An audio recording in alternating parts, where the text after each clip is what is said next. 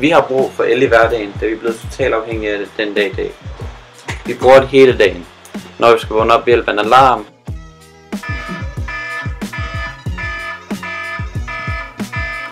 når vi skal lave en kop kaffe om morgenen,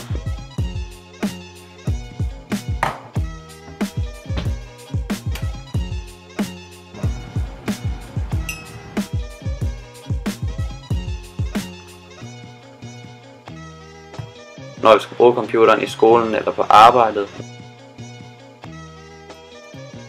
når vi skal se TV-avisen kl. 9,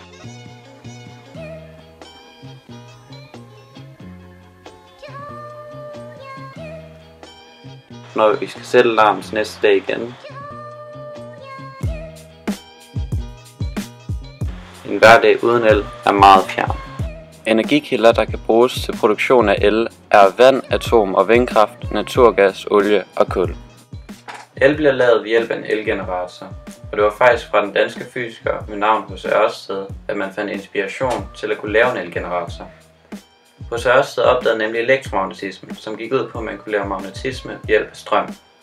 Det var herfra den engelske fysiker Michael Faraday fik ideen til at lave strøm ved hjælp af magnetisme, fordi han tænkte, det burde være muligt at gå den modsatte vej af hvad H.C. Ørsted gjorde.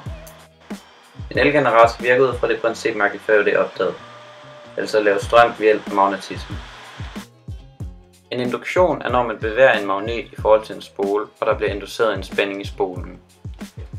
Induktionsspændingens størrelse afhænger af tre ting: magnetens kraft, antal vindinger i spolen og den hastighed, man bevæger magneten med. Det viser vi eksempler på nu med 200 vindinger, 400 vindinger og 1600 vindinger. Som man kan se, er spændingen større, jo flere vindinger man har. Man bruger blandt andet induktioner i elværker. Det tager dog lang tid at bygge et rigtigt elværk, så vi vil nu vise, hvordan et mini-elværk er opbygget og hvordan det virker. Strømforsyning til mini-elværket får en rund magnet til at dreje rundt, som herfra får småmagneterne i jernkernen til at vende sig, og dermed inducerer en spænding i spolerne, hvorfra strømmen derefter kommer ud til forbrugeren. Hvis man gerne vil måle spændingen og strømstyrken fra den el, man laver ved hjælp af mini-elværket, skal man indsætte et volt og et amperemeter. Det vil vi vise nu, og det er vigtigt, at et voltmeter sidder uden for kredsløbet, og amperemeter sidder inden for kredsløbet.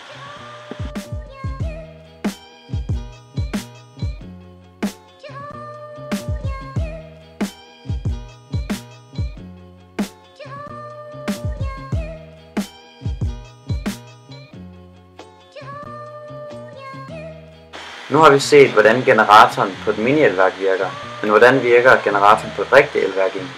Den virker faktisk ret meget ligesom mini-elværket. Den roterende magnet er en stor elektromagnet, som forsynes med jævnstrøm udefra. Det er den, man kalder for rotoren. Dens magnetpol er placeret tæt forbi nogle store spoler, som er anbragt på indersiden af en stor jerncylinder. Forskellen med et rigtigt elværk er, at kablerne, der går igennem spolerne, er meget tykkere. Hvis de ikke var så tykke, vil generatoren nemlig ikke kunne levere den enorme strøm, der er behov for til de tusinder af forbrugere. Maksimal spænding er det sted, hvor vekselstrømskurven har sit toppunkt, og den effektive spænding er en gennemsnitlig værdi for den varierende vekselspænding. Derudover er der altid en sammenhæng mellem maksimal og effektiv spænding, og det vil vores dygtige fysikere forklare.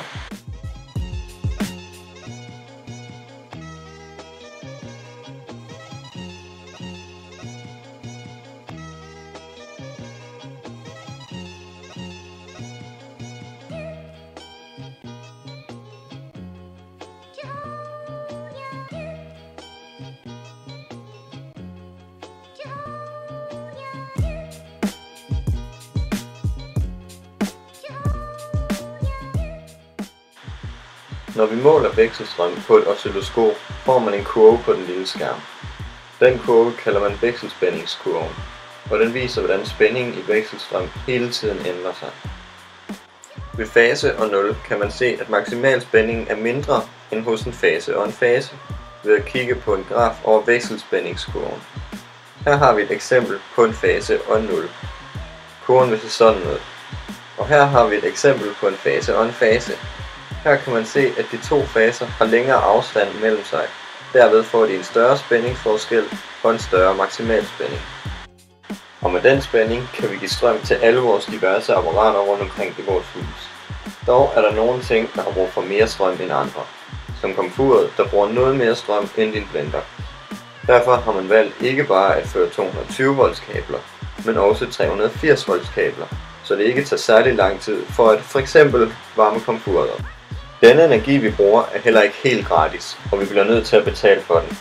Men vi betaler ikke per volt per time vi bruger, men per kilowatt-time vi bruger, altså hvor mange tusind watt vi bruger i timen.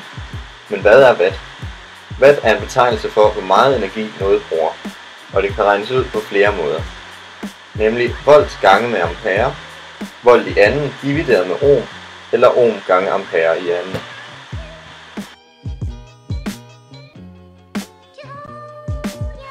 For at forstå en småmagnetmodel skal man forestille sig, at der er en masse små magneter inde i selve magneten, som alle sammen peger den samme retning, ligesom på det nederste billede. Det gør, at der dannes en sydpol i den ene ende og en nordpol i den anden ende. Hvis man så f.eks. afmagnetiserer magneten, skal man forestille sig, at alle de små magneter vil vende hver deres vej, ligesom på det øverste billede. Hvis dette sker, vil magneten ikke længere have en syd- og nordpol, hvilket vil sige, at magneten heller ikke længere er magnetisk. Småmagnetmodellen viser os andet end dette. For eksempel er der nogle mennesker, der forestiller sig, at hvis man knækker en stangmagnet midt over, vil man både have en syd- og nordpol hver for sig.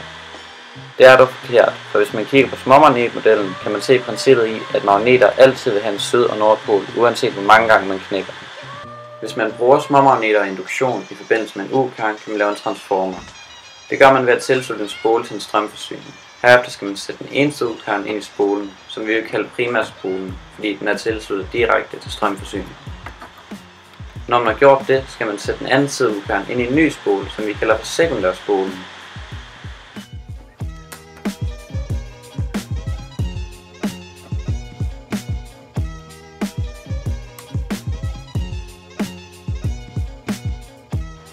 Primærspolen vender småmagneterne i U-kernen, som inducerer en spænding. Spændingen løber videre til sekundærspolen, som har et anderledes vendingstal end primærspolen. Hermed får man enten transformeret spændingen op eller ned. Fordelen i at bruge en transformer er, at uanset hvor stor primærspændingen er, kan man selv bestemme, hvor stor sekundærspændingen skal være. Den nye spænding, man får ved hjælp af transformeren, afhænger af, hvor stor sekundærspændingen er. Det er der faktisk en regel om. Lad os sige, at x står for et vilkårligt tal. For at gøre sekundærspændingen x gange så stor som primærspændingen, skal man bruge x gange så mange bindinger på sekundærsiden end på primærsiden. For eksempel, hvis man har 200 vindinger i primærspolen, skal man have 400 vindinger på sekundærspolen, for at sekundærspændingen skal være dobbelt så stor som primærspændingen. Det foregår på samme måde omvendt. Ligesom med spændingen er der både en primær og sekundær strøm. Strøm, der løber i primærspolen, kaldes primærstrømmen, og strøm, der løber i sekundærspolen, kaldes sekundærstrømmen. Primærspolens modstand afhænger af, hvor meget strøm, der tappes på sekundærsiden. Jo mere strøm vi tapper, jo mindre bliver primærspolens modstand, og jo større strømstyrke løber der derfor igennem primærspolen. Hvis man gerne vil finde en sammenhæng mellem primær og sekundær strøm, skal man benytte sig af transformersætningen. Den lyder sådan her. Primærspænding gange primærstrøm er lig med sekundærspænding gange sekundærstrøm. Svaret er dog ikke altid helt præcis, for der er altid et lille tab energioverføring, som vi kalder for tomgangsstrøm. Gamle dage var det jernstrømsværkerne, der overførte elenergi til forbrugerne. De havde dog ingen transformer, så det kunne hurtigt blive problematisk på grund af en stor modstand i de lange og tynde ledninger, hvilket gjorde, at der var et stort energitab.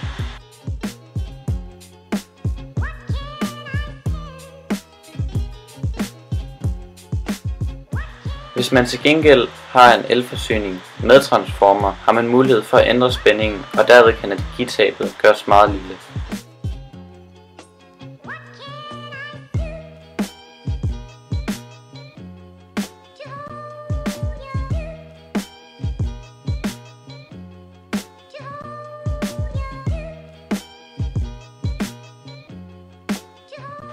Altså laves transformer for at gøre energitabet så lille som muligt. I Danmark er vi ligesom mange andre lande stærkt afhængige af energi som befolkning. Det kan også ses på den måde fordelingen af energi i Danmark ser ud på, hvor boliger bruger 31% af Danmarks samlede energiforbrug, hvorefter industri og handel og service og offentlige virksomheder bruger hver 29%, og med landbruget helt nede på 2% af Danmarks samlede energiforbrug. De resterende 9% bliver brugt på andet, som f.eks. eltog og vejbelysning. Der er også forskel på, hvor meget energi du bruger efter hvilken tid på dagen du er, og i hvilken årstid du er.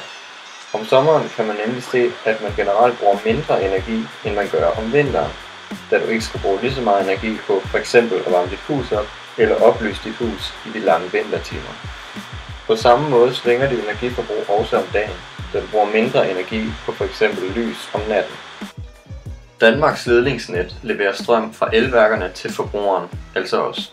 Kraftværkerne ligger tit tæt ved store byer, hvor elforbruget er størst, og mindre elværker leverer strøm til byer, der ikke har brug for så meget.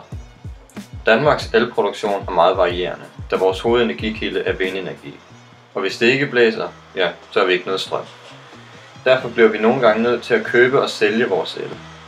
For eksempel, når vi har en meget blæsende dag, har vi ofte for meget strøm, end det vi kan bruge. Derfor sælger vi til Sverige og Norge. Og modsat igen, hvis det ikke blæser så meget, bliver vi nødt til at købe strøm fra dem. Men denne strøm, som Danmark producerer, er jo ikke helt uendelig, og en masse af det bliver også produceret ved hjælp af fossile brændstoffer. Derfor er det en god idé at spare på energien, hvor vi kan. For eksempel ved at slukke lyset efter os.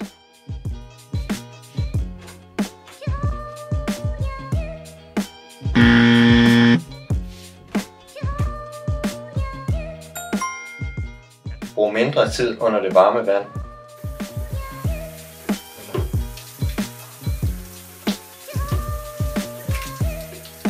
Two hours later. So much later that the old narrator got tired of waiting and they had to hire a new one.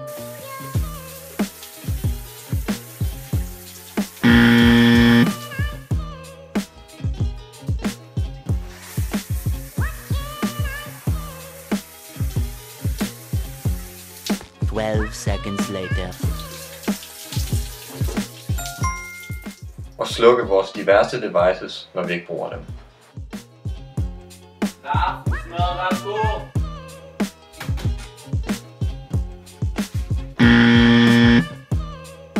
Der er aftensmad, værsgo!